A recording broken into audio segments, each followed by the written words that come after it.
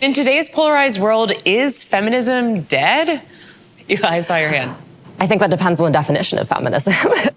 I strongly think that feminism is more of an action than an identity. I would say it's uplifting all women, in which case it's very alive. At the same time, if we do follow that definition, feminism has splintered off into so many different areas that you can look at people like Sheryl Sandberg who say you should just get another nanny if you feel oppressed.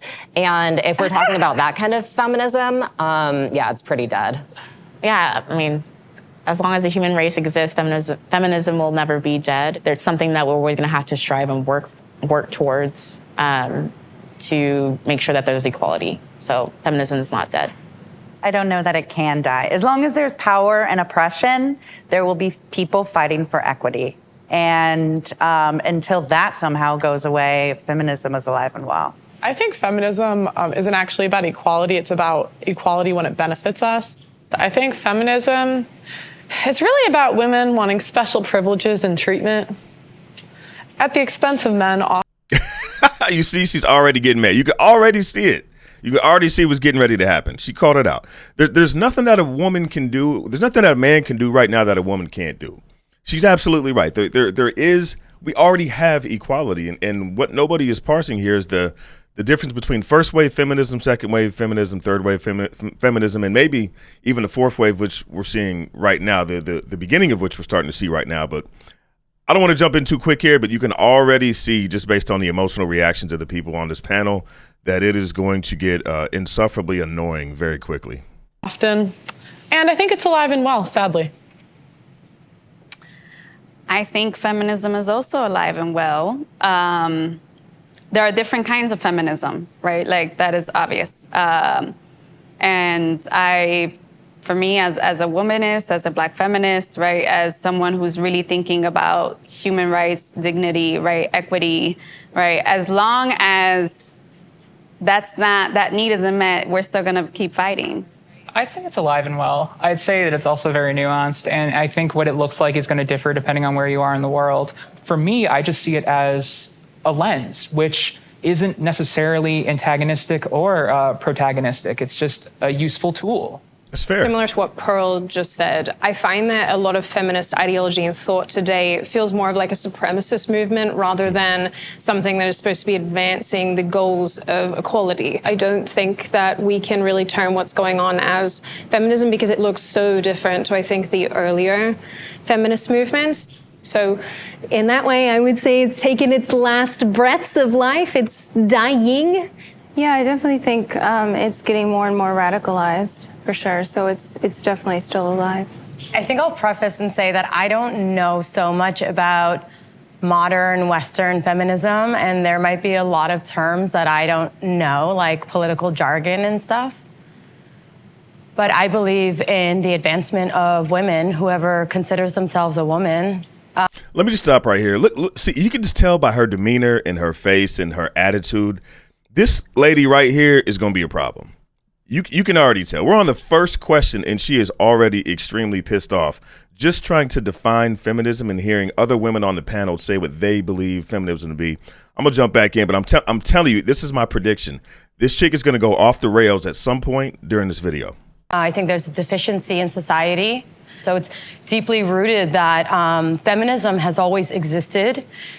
I think America's a little obsessed with themselves, and it's like always feminism is rooted in America.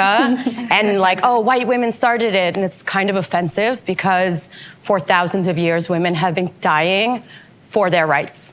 I think as a Black woman specifically, when you talk about feminism, yeah, the mainstream first thing you think about is a certain type of feminism that tends to exclude still, even today, even with intersectional feminism, exclude African-American women. And it's always kind of done that. And also like, upper middle class white women has predominantly been the face of what we quote unquote consider feminism. I think feminism is attempting to say, okay, the first thing we agree on is that there are barriers and friction to what I need and what I want based on the fact that I'm a woman. What it ignores is that, and what privilege is that you may not have to think that being a woman and being a Black woman and being a Black woman who has a disability, for example, impacts you further. You have more barriers, you have more friction, you are less able to get what you want. You're undervalued in a way that's like, okay, well, that's life. That's what I mean by equity, and that we're able to, without friction, all get the same needs met. But this is intersectionality. Yep. That's Yeah, not see, I feminism. disagree with that. I think life is easier if you're a girl. Actually, you I can think use it as there's a an lot of advantage. benefits that men don't have.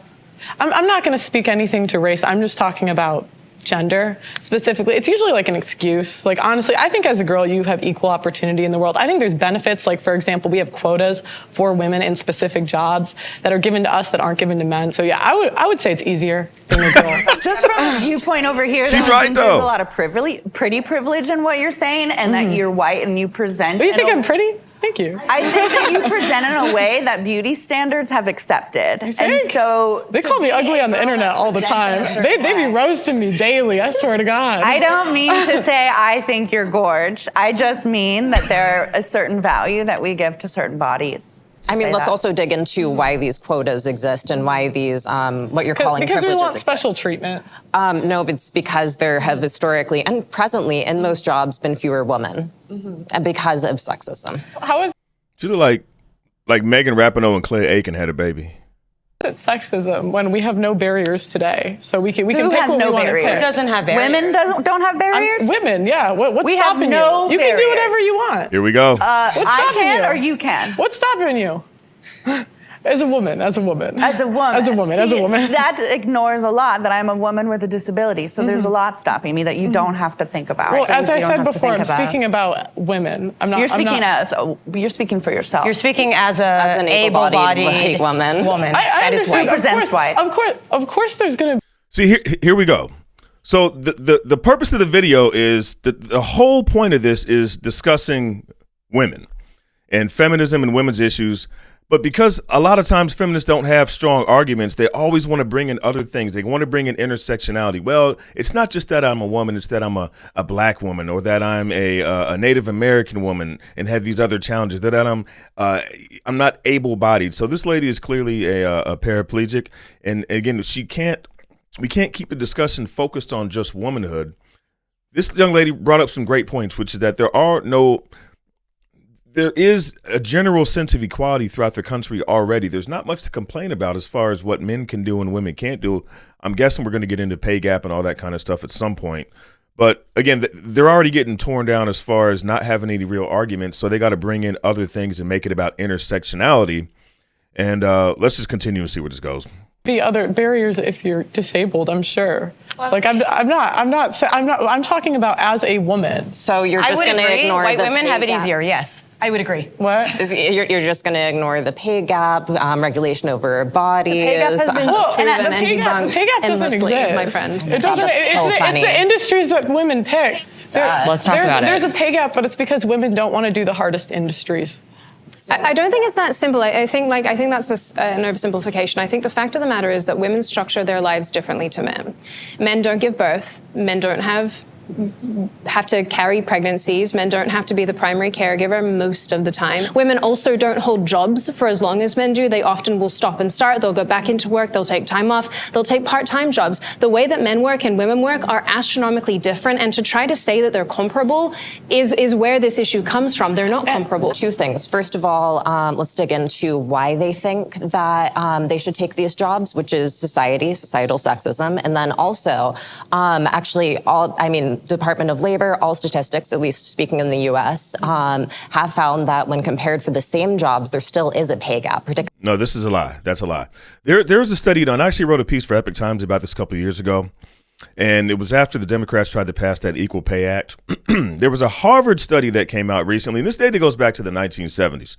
But when you adjust for things like hours worked, professions chosen, amount of time we spend on the job, the amount of time men and women take off, all data going back 40 years, including from a recent study from Harvard University, which is hardly a bastion of conservatism, shows that any differences in pay between men and women are directly related to choices that men and women make in the workplace. There's no structural impediment to men and women, I won't say demanding, but receiving equal salaries and equal pay. Now, part of the reason in some professions that men make war is because women are less inclined to do things like asking for raises. So again, that comes down to a choice and assertiveness and making a decision that you want to approach your boss and have a conversation about that. Men are more inclined to do those things. So everything that she's saying with there's no data that supports this. No, that's an absolute lie. We've got data going back 40 years that says literally the exact opposite. When it pertains to race. Because 60% of women have never asked for a raise. So how can you complain about your pay if you don't ask for it? Why are they not asking? Wait, what happens when women ask for raises? Sorry, I've been wanting to say something, but I want to be respectful. I don't want to interrupt people, and I want to let them finish their thoughts. Jump in. But you know, it's just, it is a very privileged label, right, to be able to say that you're feminist, right? And I say that because I come from a working class background of Dominican immigrant parents.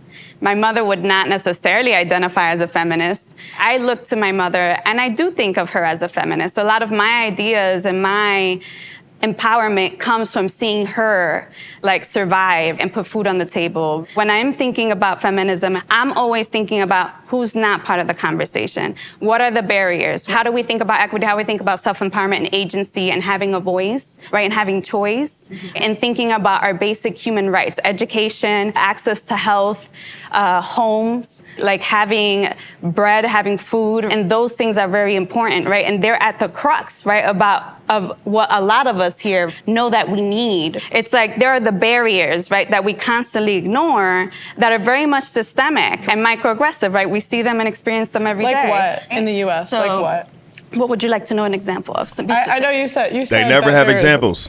Barriers. I want to know what barriers in the U.S. today as a woman. Ain't gonna be none. Well, as a woman or as a woman of color? Let's be specific. Here we go, intersectionality. Well, no, I can't answer as a woman. I just feel like you're... They can't answer the basic question. What barriers do women have? Just women. Just women. Just one. One example. She can't name one example. We all know why.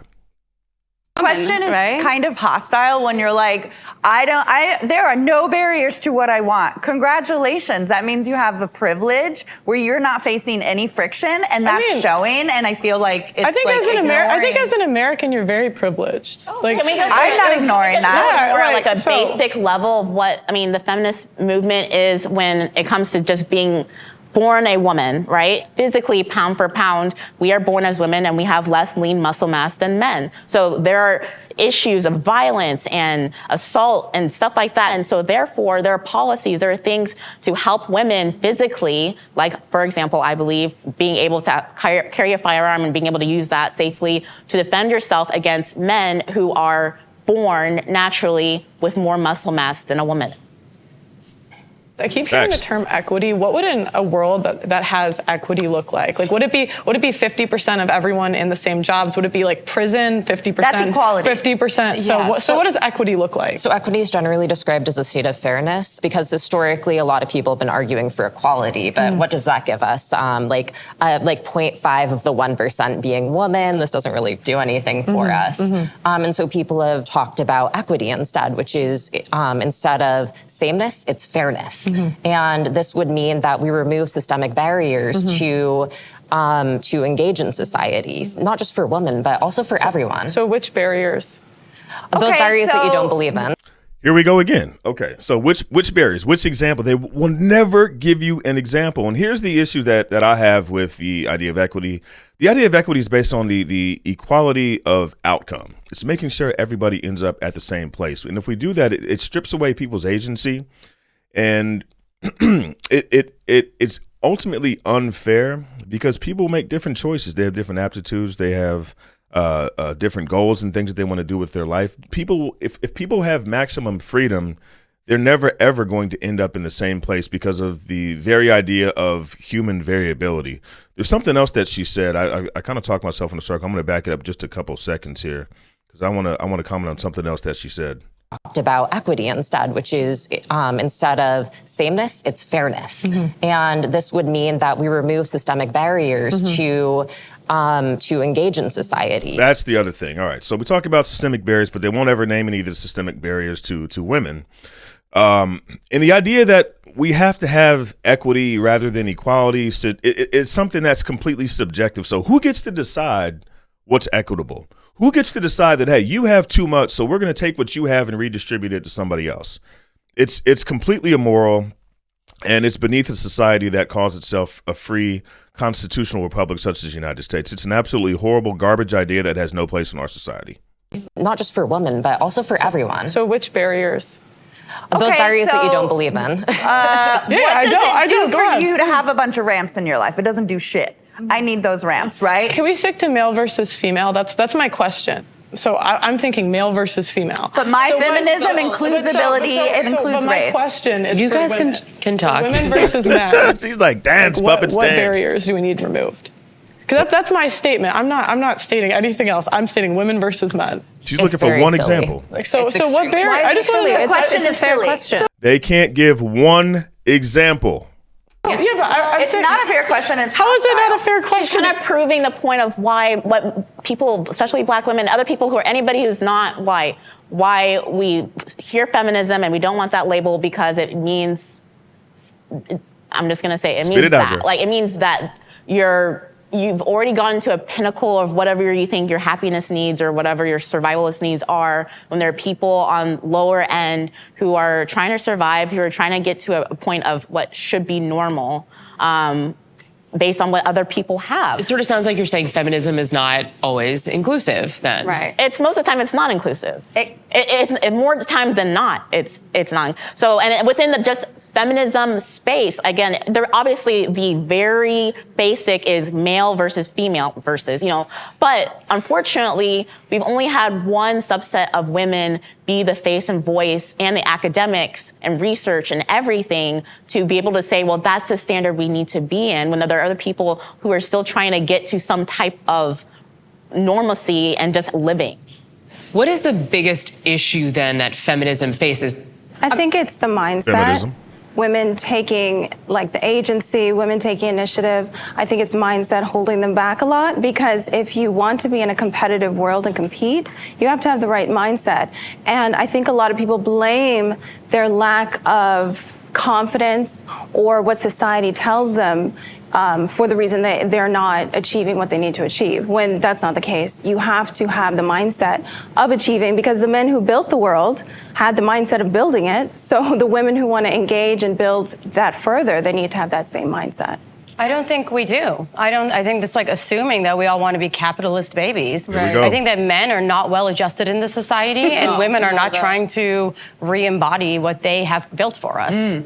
I think that like what we're forgetting is a very important detail, which is just like human respect and dignity. Yeah, and not asking people to prove what their experience is and to prove to you. Like, it is like such conservative thinking to say like, I don't understand, explain it to me, versus just saying, I don't understand and let me respect what you are saying. I'm respecting right? wherever your starting point. But you have to be able to back this stuff up. You can't say that we have structural systems in place that disenfranchise women and have zero examples. This is very basic, and this is what a lot of progressive women, progressive men, frankly, as well, do. They want to rely on lived experience, and you have to just believe what I'm saying. But, you got to provide examples. If we're talking about reorganizing society whole cloth and tearing down, let me use the word deconstruct the United States, and you have no plan on what to replace it with. If we're talking about tearing down these institutions, you have to have examples of exactly what the problem is, what institutional problems we have. And if you have solid examples, I guarantee you there's going to be a bunch of people who support you. But again, we're I don't know if we're halfway through this video, but we're about 20 minutes in or so, and these ladies have not given a single example of any structural impediment that just women have that would require what they're proposing, which is reorganizing society based on this nebulous definition of equity.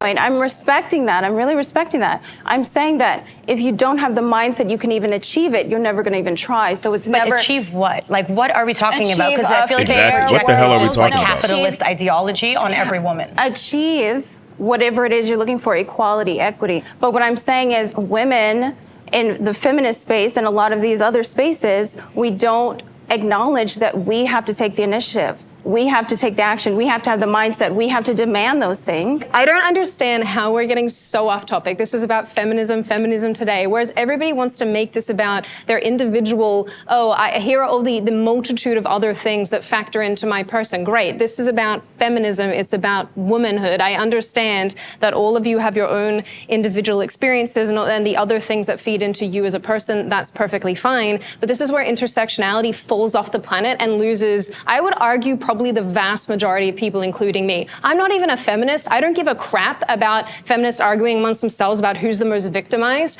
But this is annoying to listen to. I honestly I don't understand anything anybody's even trying to get at. Look, I just want to. Sydney got a big girl draws on today. Everything she said is correct. Everything she said is 100% facts. Say that I don't think equity and this concept of competition can't coexist with each other. Equity is building more facilities for people who need them. It is recognizing that there are holes in the market and there's opportunities for women and feminine, expansive people and meeting those opportunities. The problem with equity, though, is that somebody's picking winners and losers. So who gets to choose the winners and losers? Who gets to be the arbiter? And I think equity can buoy the pre-existing system that we live in a good way. And this is where we're going to get to what I think the real feminist arguments are based off of policy. And abortion is the biggest one. How many of you would identify as pro-choice? Let's do a show of hands for pro-choice. I feel like pro-choice is pro-life, though. Yeah. Okay, and folks who identify as pro-life? Why do you identify as each? You've gone from legal, safe, rare to, yeah, I'm so proud, let me beatbox in front of the Planned Parenthood, yeah, I got murder on my mind. The fact that it's celebrated that murdering children, especially in late-term pregnancies, is celebrated, that people are so proud of themselves for mutilating a fetus is just, it blows my mind. And I don't think that you need to be pro-life to even take that stance. And you said late-term pregnancy. Yes. A lot of abortions do not happen. I made the distinction specifically because lots of people still celebrate. There are people who, when the laws were passed actually here in New York, they said, yes, great, yes, I love the fact that... But you need to ask about what are people celebrating, right? They're celebrating access. We're not celebrating killing kids. Like, that's not what it is. Well, so this is what I'm saying. So, like, here's the thing. When we're talking about access to reproductive health and to abortion rights, right, and to being pro-choice, listen, that's your body, you do you. No. The child is not your body. A zygote. A baby. It's so scary for me to hear people calling like guns the biggest equalizer for women, but taking their choices away from them at a policy level. Why is that? Having a gun is an equalizer. It is. Having rights is an equalizer. Yeah, that's Having right. choice is an equalizer. A coffee just kicked in. A gun right. And in this country, 41 forms the of birth policies control. that are pushed to continue perpetuating patriarchy and anti-women, like taking the autonomy away from women, it is heartbreaking to see women pushing that propaganda. It's all brainwash. Like you, it's brainwashed because you don't agree with me. No, so because therefore I've been I'm brainwashed. I have lived deeply institutionalized. Man, I have lived under Islam. I'm not interested in any of that. Like, there's no like You're not guilt interested for in me. human No, I'm not interested in like living, thinking that like women are doing this You lived under Islam, but you're in America now, so... really bad thing. Like in my religion, abortion is actually allowed. If the woman needs it, she's allowed, because, you know, it's very interesting how like fundamental America is. Like fundamentalist. This is nothing to do with like even religion. This is very conservative basic thinking. Scientific human rights. We're also talking about people not having access to abortion clinics where they're doing the things themselves and they die, right? We're also talking about women in the hospital who are pregnant, who have chosen to stay with their pregnancy and have issues at hospitals, and hospitals that are like, oh, no, we don't do that. Listen, for whatever reason, you don't need to explain it to anybody, but a lot of times when we're talking about access to reproductive health, for me, I'm thinking about Black, Indigenous, people of color, particularly women and girls who are working class, who do not have even access to like proper sexual education.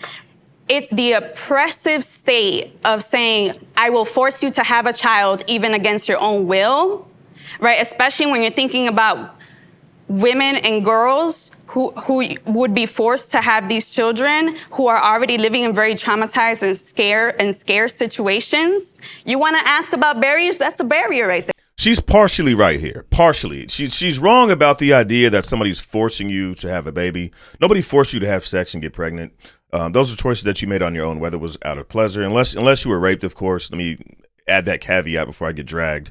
But where the point that she does have, though, is that there are economic circumstances that surround the issue of abortion. And where conservatives, I think, drop the ball is that if we're talking about eliminating abortion, especially nationally, that some are doing, we can't also not have a conversation about providing resources to people throughout their pregnancy, providing resources to people so that they can give the baby up to adoption, and providing resources to people who maybe would want to keep the baby. And we're seeing a push by some to want to eliminate contraception and not put enough resources into communities for people who maybe would not opt to have an abortion. So we have to have that conversation. If we want people to carry babies to term, there has to be some sort of mechanism there to provide a little bit more of a financial safety net for those people. Otherwise, it doesn't really make sense, and we're going to lose a whole bunch of people and look like hypocrites in the process. Women in poverty aren't able to access the way that rich women are, and no matter what happens, rich women are gonna keep getting abortions, and people in poverty are gonna not. That's not and true. The choice, opening it up, the overruling is marginally affecting people of color, people in poverty, way more than people who are going to get access to those abortions. Actually, anyway. incorrect. You're the misquote. There's actually more abortions for people in poverty. It's just at a lower rate. Right. Why do you think that abortion has been so tied up in this feminism conversation? It's all just social structure set up around bodies. So if not all women are able to have babies, but it's about the barriers and value that we give to these specific bodies, right? And so if abortion happens in a woman's body, that's why this conversation is coming up. Can I ask you a question? Sure. You said that not all women are able to have babies or pregnancies. Are you saying, meaning like an infertility issue? A number of reasons. There's all kinds of reasons that not all women are having babies. Pearl, I saw your hand up. Yeah. I think women want to sleep around and not have any consequence for it. Hell yeah, we do. Yeah! Yeah, instead of, And there you have it. taking personal accountability and being on birth control, they just want to do whatever they want.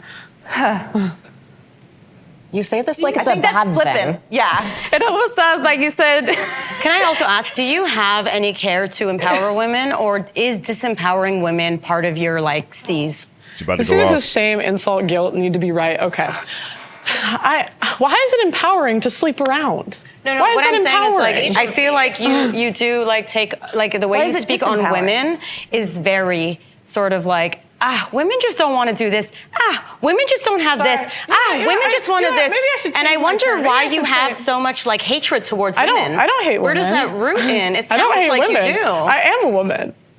I That doesn't don't. mean you don't have I could be self-hate. black and still be internalized racism. Exactly. Yeah, I'm saying her. specific things that you're saying, like women don't want to work, women don't want to this, women want to sleep around. Where did you learn these belief systems from? Okay, so she wants you to listen to and hear and validate her lived experience, but God forbid you disagree with the prevailing narrative. Then all of a sudden your lived experience and what you think and what you believe all of a sudden is completely irrelevant.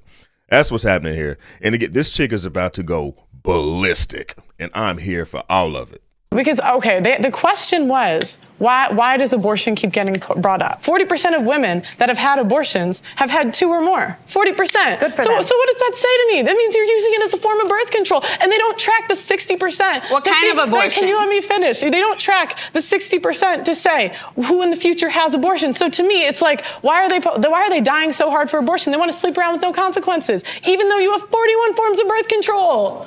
Who does that benefit? I don't think that benefits women. I think actually that benefits men because it means that men can have sex with you without consequence. It means that you can sleep with whoever you feel like. Great, but there are consequences because women are the ones who get pregnant and carry babies and give birth. It's very binary version of yes, sex. because sex is binary. But please let me finish my point. Oh God. It's tricking women into thinking that aborting a pregnancy, terminating a pregnancy, is something to be celebrated, when in reality, for a lot of women, especially those who are doing it under duress, say that they've been raped, or that, in the small circumstances where something really traumatic has happened to them, that's a medical decision. Or say that they're miscarrying and then they have to, have an assisted termination. That's a medical procedure. It's not a celebration of, oh, look at the.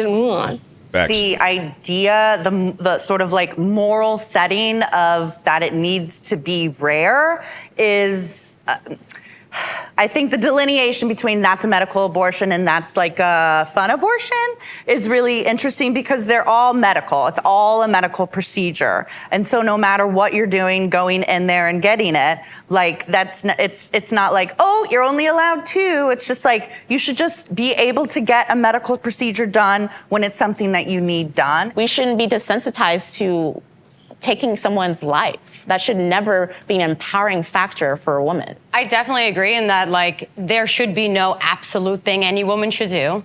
There should not be an absolute response to incest or rape or any of these things. Every woman should have the choice of, if they want to or not want to, carry that child, whether it is having fun, getting raped, incest, whatever it is.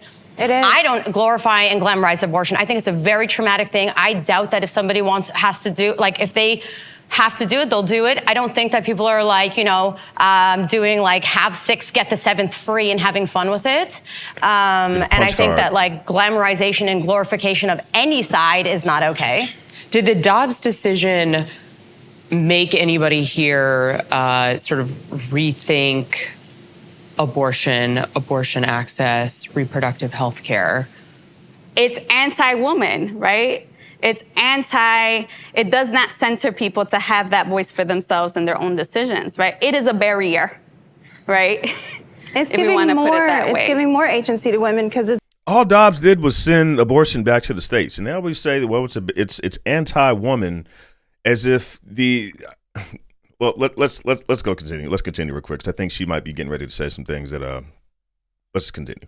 moving it back to the state level. So locally, But why would the state have the ability to tell me what to do? Because it Locally, does the in women multitudes have of that different power. areas. If you take out the viewpoint that life begins at conception, which is a really big defining principle for both the pro-life crowd, who very, very vehemently believe that, and then obviously a lot of the pro-choice crowd do not believe that. Taking that out of the equation, you do not have just whatever kind of autonomy you want as a person. It's regardless of male or female. You can't just have free run to do whatever the hell you want. That's not how society operates. So At no point do I have the right to tell anyone in this room what they should or should not do with their bodies. But it's not about your body. That's not about me respecting. I have a a question person. here. It's not about your body. It's about the kid's body. I don't care what you do with your body. It's my body, right? We're talking about my body. You're talking about. We're not. Jordan, I saw your hand creep up.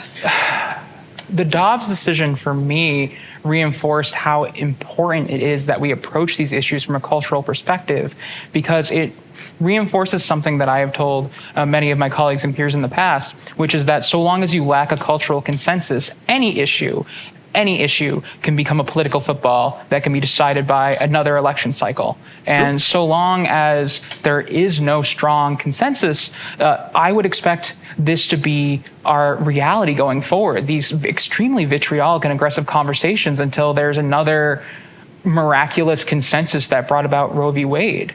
But there was never a consensus. We're never going to have consensus. So if that's the arbiter, if that's the standard by which we're going to set public policy, we might as well just devolve into anarchy. I mean, we're human beings. Since the inception of Roe, there have been camps and people who have fought to overturn it. So there was never a consensus. It was a ruling handed down by the Supreme Court, and the court reversed its decision essentially, effectively stating that it made the wrong decision and corrected it, just like Plessy versus Ferguson and Brown versus Board of Education. But what it more or less reinforced for me is that we're going to have more of these difficult conversations. I want to talk about transgender issues. Should trans women be included in feminist conversations? How about in women's spaces? Yes, they're women. What's the question? Pearl, Trans women are women. So I want to come at this from the position of an athlete. Oh, Jesus. So I play semi-pro basketball, semi-pro volleyball. So when it comes to like athletic spaces, I don't think that trans women should be allowed into athletic spaces because I don't think it's a fair. I think as female athletes, we work so incredibly hard for the little opportunity there is in women's sports. Would this be a barrier for you? There's no barrier. There's less opportunity in some industries. That's what a barrier is. There's less. It's not. No. It's based on the market. Okay. Hold on, guys. Okay. So again, we work very hard for the little opportunity there is in the space because we're not as entertaining as the men. Sorry, we're just not. And so it's like you're going to take the little opportunity that we're given, and the problem is like we can't compete. We can't. Like, I'm 6 foot. If I go up against a 6 foot guy and I play basketball with him, he's going to body me. And what happens if I go up against you? You're going to body me. Even if I have years more of training. And so it's like you're taking away the little opportunity that we're given and we all work so hard for. And you're just giving it back to biological guys. It's like this will be the end of women's sports. Have you tried confidence? Eli, hold on, Minnie. Sorry, Eli. confidence can't make me bench what a guy benches. I don't Confidence can't make me you guys 6'7". are so hostile. She's sharing her And confidence experience can't make in me a 6'7". specific No, she's field. sharing And I'd have to misogyny. go. No, she's not. She's a woman who's had an it's always experience. it's Hold on, it's one always at a the- time. You guys We are let so Pearl obsessed with your finish. own experiences and your own existence, and yet when a woman is sitting here telling you, I feel as though this is unfair and this is compromising and this situation is not helping women, you guys are like, meh, meh, meh. But when you're like, I'm a black person that did this, and this, then it's valid and fair and viable. Facts. Eli, I want to give you the chance I told y'all that a few minutes So ago. this is basically a joke of a talking point. Everyone has biological advantages in sports. How tall are you? 5'11" and a half. I'm tall. I'm 5'8". I am a trans woman. You would crush me. You would absolutely crush bone me. density, wrist strength, Yeah. muscle density. You can't switch those. Yeah, exactly. You would crush me. But also, Eli, you would never play at the level that Pearl plays because you would never get there. So let me give you a few more examples here too. So Michael Phelps produced more lactic acid in his body, which caused him to swim better than any of his competitors. This was widely celebrated, and nobody contested it. Now, this is a performance-enhancing hormone. So we all have different bodies. And now I'm not saying that trans women who aren't on hormones should participate, but every major medical and every major sports organization agrees that trans women who have been on hormones for between 1 and 3 years, depending on the organization, have the same competitive abilities. The study that you're referencing had like 7 people participated. And she's right. And the other point I want to bring up just real quick is that anytime you say all people agree, you're in dangerous water. Information, by the way. I'm referencing several different studies. I'm a trans woman and a researcher. It's getting personal. I don't want it to be personal. A lot of us live in this space where we're told that our Sure. opinions don't count because they're not the right kind of opinions. Right. And we're constantly shouted over and talked over, regardless of what we look like, because there's one group in society that basically takes precedence, and it's frustrating. So yeah, of course, it's frustrating because when we try to talk about it, we get shouted down, we get told to be quiet, we get spoken down to as well. So Okay, I there's think- hostility there for plenty of women. Let's try to make this an opportunity to speak. You're literally But you see the cackle, you see the disrespect. This is what they do. You know, we get in these places, we try to have conversations, and conservatives, by and large, and independents are more than willing to have an open, honest dialogue and have these conversations and hear the other side and present arguments and try to find some sort of middle ground. What I've found, particularly over the last couple of years here, is that it is what we're seeing here, which is that you have some people within the progressive movement who are just arrogant and they're catty and they're mean and they're disrespectful and they talk over you and they laugh through what you're saying, and it's like a big joke to them, and they're not there with good intentions. They're not there to have an honest dialogue and to actually try to find solutions. And right now, I mean, I told you at the beginning of the video this chick was going to snap, but this is part and parcel. This is part and parcel for how some people have political discourse, and I think it's incredibly not just disrespectful, but it's counterproductive if we're trying to find common ground. We're trying to find real solutions to these problems, and even if we're not finding solutions, we should at least be willing to have a conversation and open dialogue and hear what the other side has to say, and do so in a way that's not completely disrespectful and that advances some sort of solutions, or at least a deeper understanding of where other people are coming from. But again, I think people sort of enter into these conversations with their own agendas. You're a white woman from Australia, you live in a bubble and you're pissed that voices that have been silenced forever finally can be heard. That's why they have the voice, because they speak up. Okay, we're having a conversation about transgender women participating in sports, and I wanted to allow more people to participate. Jordan, I wanted to hear from you. So I am not a professional athlete. The closest thing I have ever done to anything athletic was I used to do competitive show choir when I was younger. And I don't feel really qualified to make carte blanche statements about whether or not trans women should compete in every kind of sport. And I understand that that is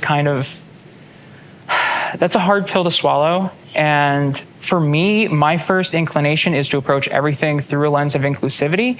But at the same time, I also can't speak accurately to every kind of sport and the different things that go into it. So I really think in these instances, the decisions are best left up to the professional governing bodies that dictate these particular sports. I just feel like in places, as an ally, in places where there's no understanding, we can just respect and not really, like, our opinions don't fucking matter. Eli, I saw you nodding your head over there. Several times. This is more than about sports. This is about free and equal participation for transgender people in social life. And the right sees this as a socially acceptable way to begin to remove trans people from different engagements in our society. So it does just start with sports or bathrooms or locker rooms, something that they find is more acceptable. And then at this point, they started to move into education, getting trans teachers fired, banning trans books.